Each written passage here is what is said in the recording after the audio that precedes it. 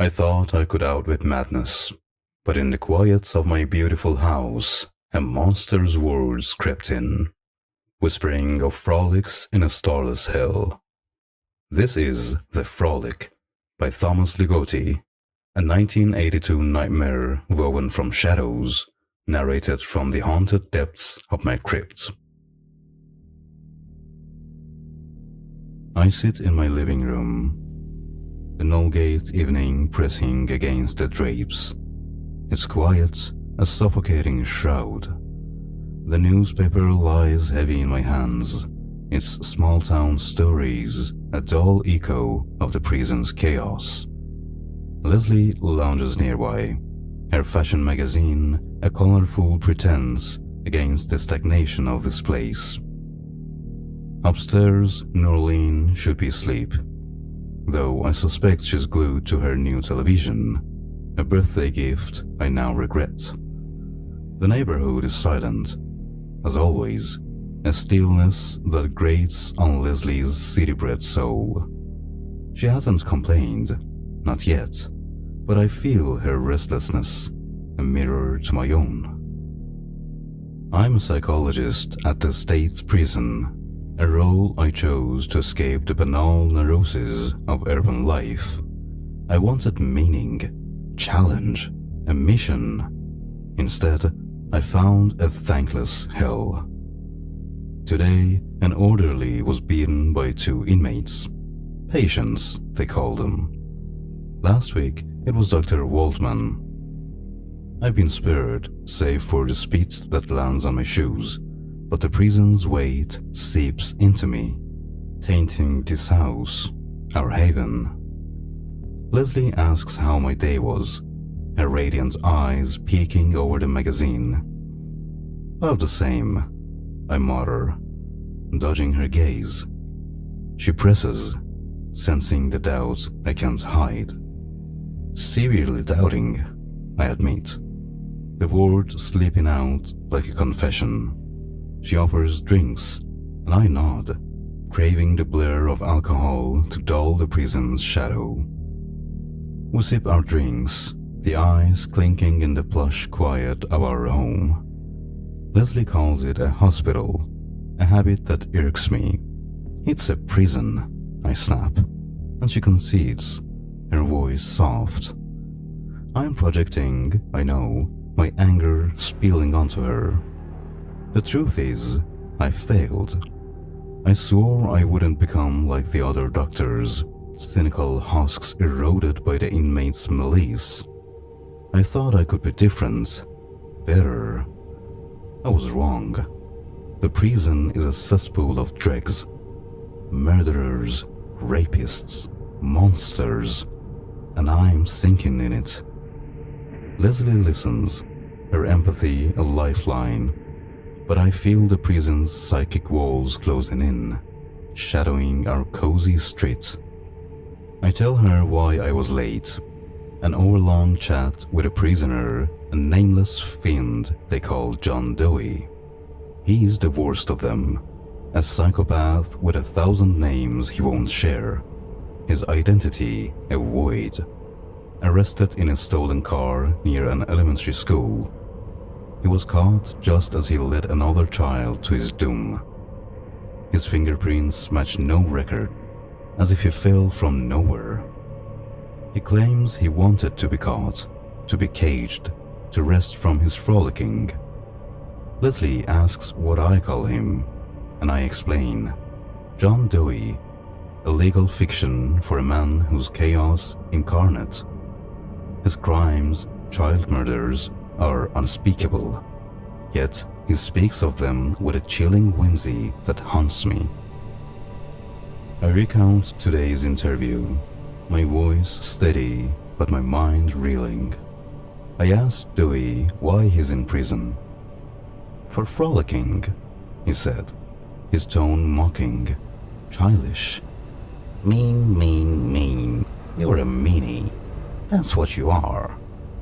His words mimicked a child's rant, perhaps his victims, and I felt a chill. I pressed on foolishly. Do you know why you can't leave? He grinned, his lean face shifting. Who says I can't? I'll go when I want to, but I don't want yet. He called the prison a holiday, a place to rest before joining the others. When can I go with them? When can I? He taunted, his voice a sing-song nightmare. I shouldn't have engaged, but his cunning drew me in. He's not just mad, he's sharp. A demi-demon playing a game I can't fathom. Leslie asks if he'll stay in the psychiatric unit forever. I tell her he thinks he can leave anytime, a delusion that unsettles me. She asks if he could escape, her fear of Nolgate's prison surfacing. I reassure her escapes are rare and escapees flee far from here. But Zoe is different, not driven by self-preservation.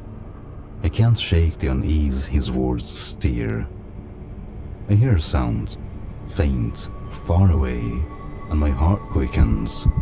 I check on Norlene, finding her asleep, clutching a stuffed Bumby.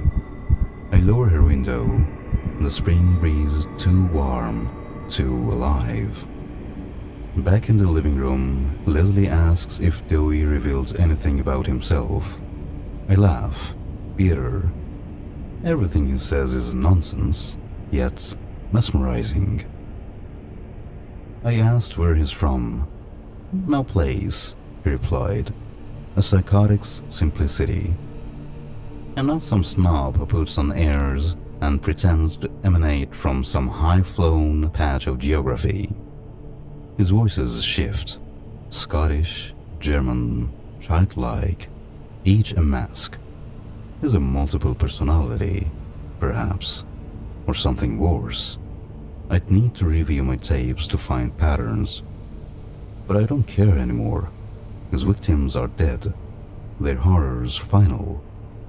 I'm no pathologist, chasing the why of his madness.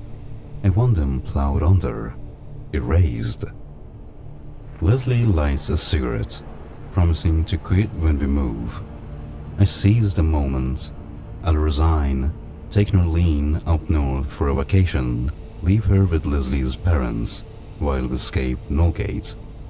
Leslie agrees, her enthusiasm a spark in the gloom, but she notices my haste. Norlene's still in school. I hesitate, then confess. Dewey said something today that chilled me. In a Scottish-German accent, he asked, "You wouldn't be having a misbehaving laddie or a little Colleen of your own, now would you, Professor One Muck?" He grinned, silent, and I felt exposed, as if he knew Norlene. I didn't mention her, but his words landed like a threat. Leslie pales, catching his use of Nor and Colleen.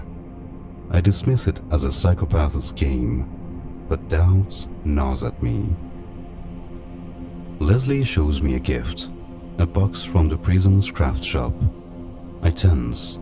Those trinkets are made by inmates, and I know their darkness. She opens it, revealing a clay head, a boy's face glazed in blue, its expression ecstatic, serene. "Isn't that nice work?" she asks. I feel sick. I know this piece, molded by Dewey's hand. I complimented its craftsmanship once, hiding my revulsion. Then he told me its source, a boy found dead in a field 6 months ago, his face far from peaceful. His most memorable frolic, Dewey called it, his voice dripping with nostalgia. I tell Leslie to return it, to rid our house of its taint. She agrees, shaken, and I add that we won't be in Nolgate long. We sit in silence, the move now certain. Leslie asks if Dewey spoke of his crimes. I nod, admitting it wasn't as harrowing as I'd feared. His words were poetic, hypnotic. describing a slum among the stars, a cosmos of crooked houses and jolly rivers of refuse. He spoke of frolicking with his awestruck company in a moonlight corridor where mirrors scream, a broken stairway, jagged heaps in shadows. It's a mad fairyland born of a shabby childhood warped into a heaven-hell hybrid. His crimes, he claims, aren't mundane. The evidence was staged for the dull masses. I stop myself, disturbed by my fascination. Leslie, lost in thought, barely hears me. I mention Norleen's stuffed Bambi, new and familiar. Leslie insists she didn't bite, nor did I. Unease creeps in. I hear the sound out here, a faraway noise. I feel a draft, cold, unnatural. Leslie feels it too. I rise, heart pounding, and rush upstairs, chanting Norleen's name.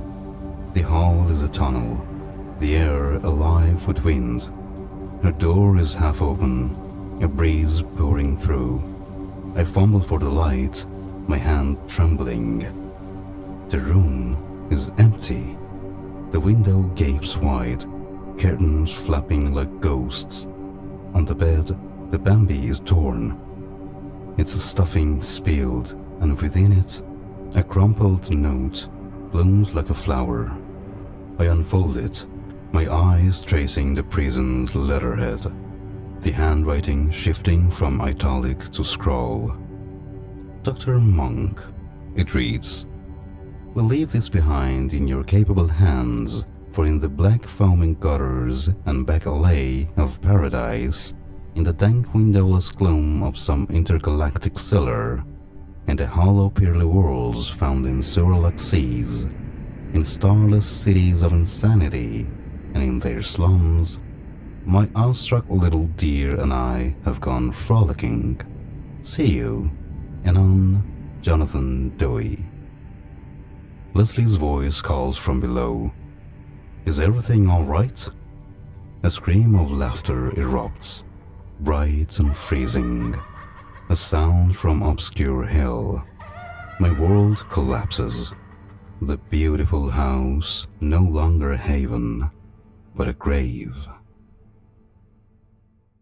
Norleen is gone, stolen to a slum among the stars, and Dewey's laughter echoes in my soul. Was his frolic a crime, or a doorway to cosmic nightmare? The note lies heavy in my hand, a promise of horrors yet to come. Dare to face the next horror with me? Subscribe and ring the bell to stay cursed. Tell me below, where has Dewey taken my daughter, and what awaits in his starless city?